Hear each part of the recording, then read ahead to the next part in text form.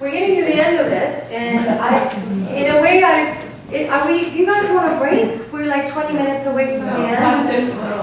No. Okay, so, because I want to get a little bit to She's Like a Swallow, but I just want to talk just a tiny little bit about diction. And I've already sort of talked a little bit about it. Sound is carried on the vowels, right? We carry sound on the vowels. That's why they have to be open and they have to be relaxed. And you can't hold the sound of the vowel in the musculature here. You can only hold and release energy from here, right? And so the mouth, the jaw, the tongue, they have to be relaxed, right? So hang your hand from your jaw and just go, ah,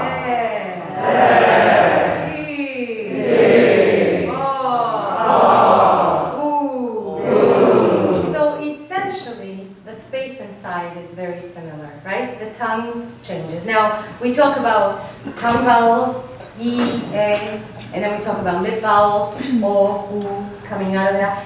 It's sort of true, right? But the lips really are like the icing on the cake. The tongue's all right on the vowels. The vowels all right on the tongue.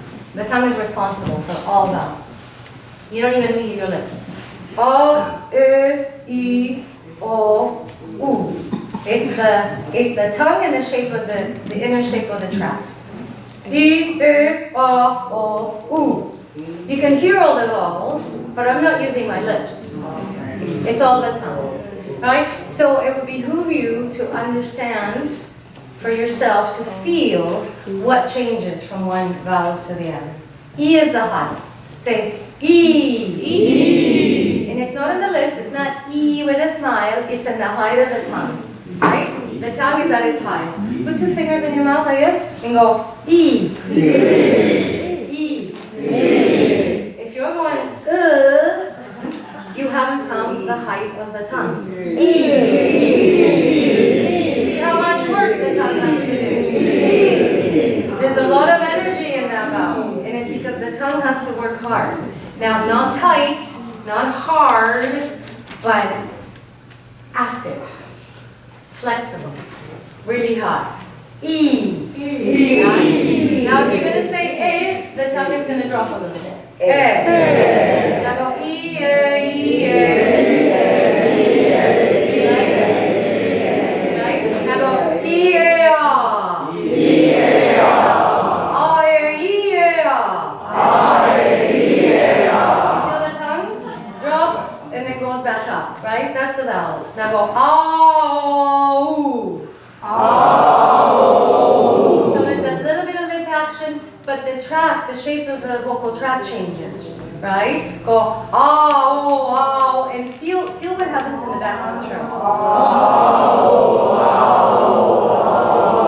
Right? There's movement back there. Now go oh, ooh, oh, ooh, oh, ooh. Right? There's a space down deep. So that's the vowels. Open, relax, and that's how you sustain sound. And they all write on the tongue. So know what your tongue is doing. You don't have to know this constantly as you're singing, but when you're practicing your vowels, for example, and you're vocalizing, know what your tongue is doing. It's very important. Consonants are made from the support. They're made with the body. They're made with energy from the body. You experienced this a little bit before. Put your hands on your belly and go.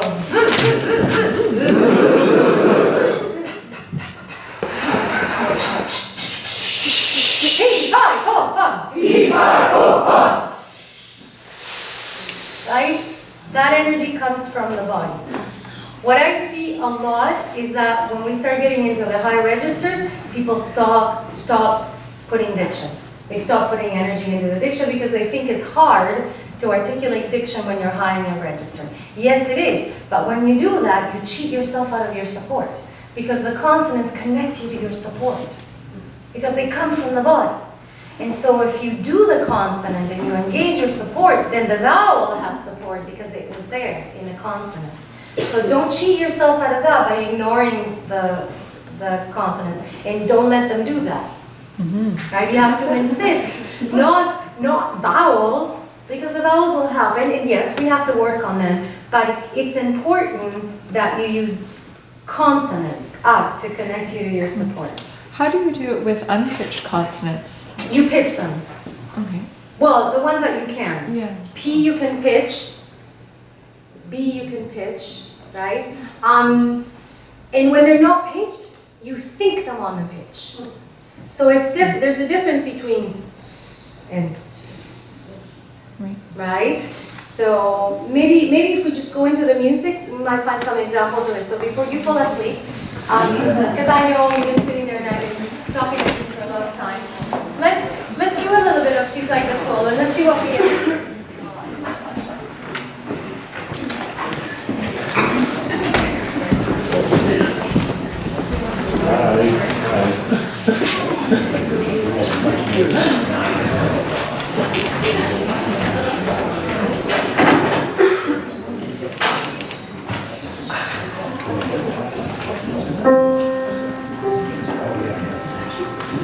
So maybe let's have the tenor sing with the sopranos and the basses with the altos at the beginning, just so that you can do something.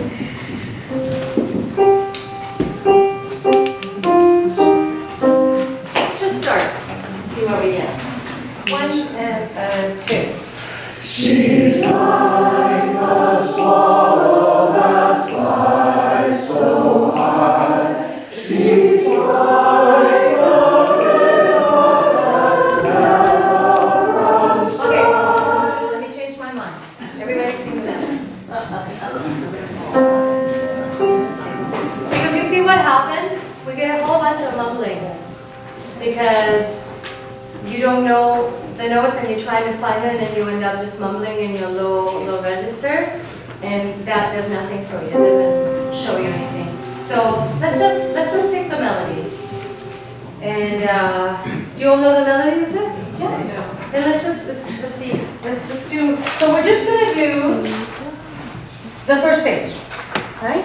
1, 2, 3, 4.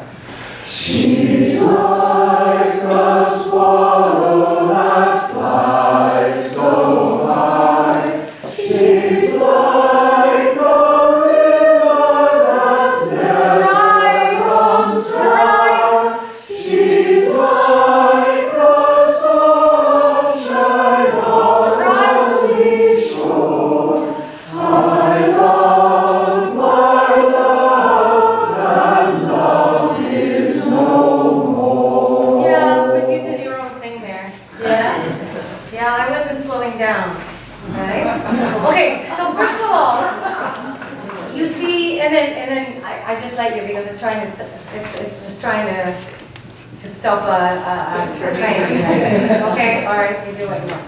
But you see, this is a problem with the conductor, right? If you don't watch and all do what you see, there's no way of making you do anything, right? So you actually have a lot of power. So you see where the surprise fits in. Your initial breath is a surprise. She's like the swallow that flies. And then you know the surprise is coming because the breath is coming. So you have to be thinking about it and engage the body. We didn't talk about this, but you have to engage it before it's actually there, right? Fly so high. The surprise starts on the word high. High. And then if you're there, the moment you stop making a sound, your body's calling in the breath. It's going to happen because you're in the inhalation position. That's the inhalation position for the body, right? Expanded ribs, right? So try this. So let's do it one more time. And the focus this time is the surprise. So every time you have a breath mark, that means surprise, and you have to engage it on the note before. She's 1 and 2. She's like a swallow that flies so high. She's like a river that never runs dry. She's like the sunshine on the shore. I love my love, and love is no more. So what did you notice about that? When you breathe that way? It's hard to be in the surprise when we were going down. Interesting. Yeah, okay. Learn to do it. because you can be surprised down here. I feel. I know, I'm agreeing, I know. That's what we have to work against, right? But it makes sense that you don't have to be out here to be surprised. You can be surprised up here too. Do you know what I mean? Because you're going down to that note, so be surprised down there. You know? So I know the difficulty, and we all do it, but you can do it. Another question, yes? Often I have to change speed because I have a bass voice, right? I can sing so hard and then I have to change. I can't go up. No, of course. So you're going to go into your mixed voice. So you know when you see little puppies or babies and you go, oh, what I can go into that voice. That's your mixed voice. Sometimes hard to attain that. I know. And this is where And it takes energy. everything does. Yeah. So of course it's hard for me to make an example because I don't have that. Right? But, you know, so for example, she's like this, she's like a river. You just kind of go into that I feel like I have to surprise. stand up and really Sure. to do that. Well, that will give you the full engaged low body resonance, which is not what you want. In Carmina Burana, you'll want that. Right? In Hallelujah Chorus, you'll want that. In this, it might be a little too much. So you have to go into that other soft, gentle, childlike sort of voice. That's your mixed voice. And you sort of have to learn to find it. I'm giving you really short answers, right? I don't want to, but for the sake of time. Yes? Another question? It felt very odd trying to do the surprise before the Yeah, breath. I know. Yes. I know. But you know what that does? First of all, the breath is quick. Yeah, And then you can move on. I can see how it would work, but it Yeah. felt very odd. I know, and you have to learn to do that. And secondly, when you're engaging the surprise, what are you doing?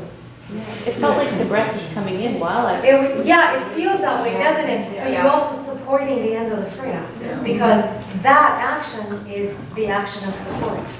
So you don't sag the end of the. Exactly. And so it stays in tune, it stays energized, you're engaging the breath, and you're supporting the end of the phrase. Yeah? And you have to imagine, in fact, even though that's not possible, that you are inhaling while you're still singing. Do it one more time. Good. 1 and 2. She's like a swallow that flies so high. She's like a river that never runs dry. She's like the sunshine on the shore. I love and love is no more. Can you feel the difference? Yes. Can you feel how you don't have to worry about the breath? You didn't think breath once through that. You just thought surprise. So what if you just kept that through the whole thing? Then you'd be singing properly. Well, you wouldn't want that. If you manage to do that, then my job is done and I've been successful. That seems easier to me Yes. than doing it Yes. right before the breath. Right, exactly. So the point is that there's a lot going on and we forget, and the body gets tired because you're not used to holding the musculature up that way, and you drop. And so at the very least, you remind yourself every breath.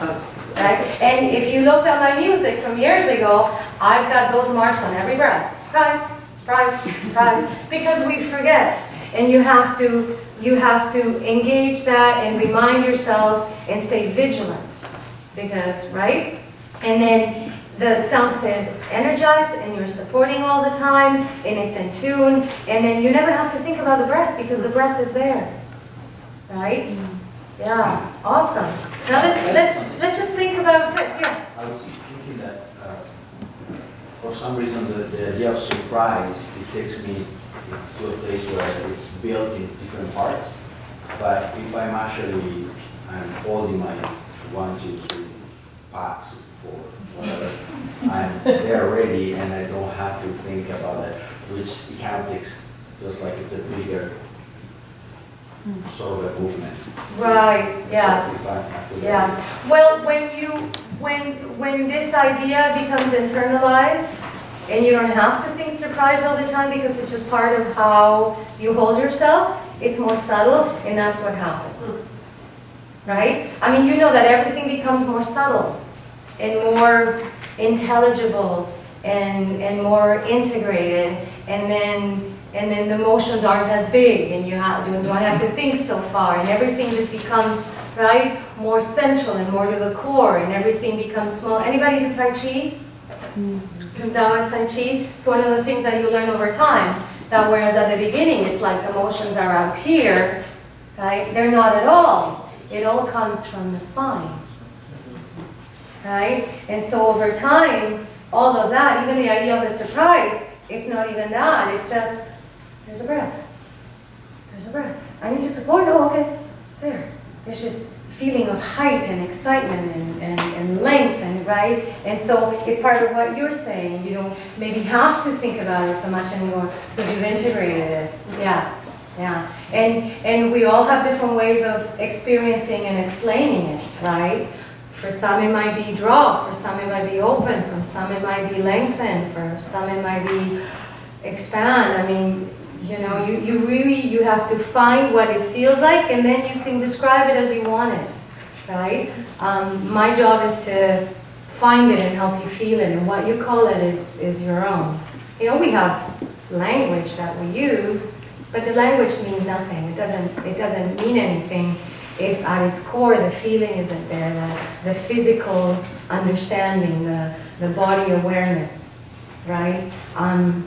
It doesn't have a name, it just is, right? Yeah? This, can we do a little bit of text? Oh, it's 4 o'clock. Okay, I think that I talked at you enough.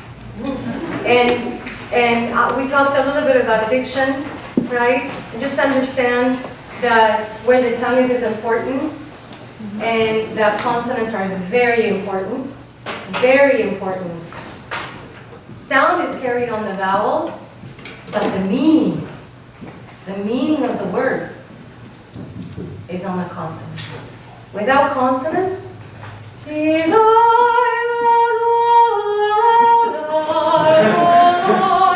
a beautiful sound, but what the hell are you saying? Right? And then you run the risk of abandoning your support because you forget about it. Because we get to a place where we all listen to our own voices. It's not about that. You can't worry about what you sound like. Is it pretty? Will she like me? Blah, blah. It's not about that. It's about what does it feel like in here? Is it aligned? Is it relaxed? Is it resonant? Is it powerful? Is it grounded? Is it connected? Does it feel good? You know, that's what it's about. And if it doesn't, find why it doesn't. Is it this? Is it that? You know, have you forgotten? Is your chin up here? There's usually physical reasons why it doesn't. So find them and get yourself back to the center, to alignment. Yeah? And then feel your sound. Thank you so much. You've been great.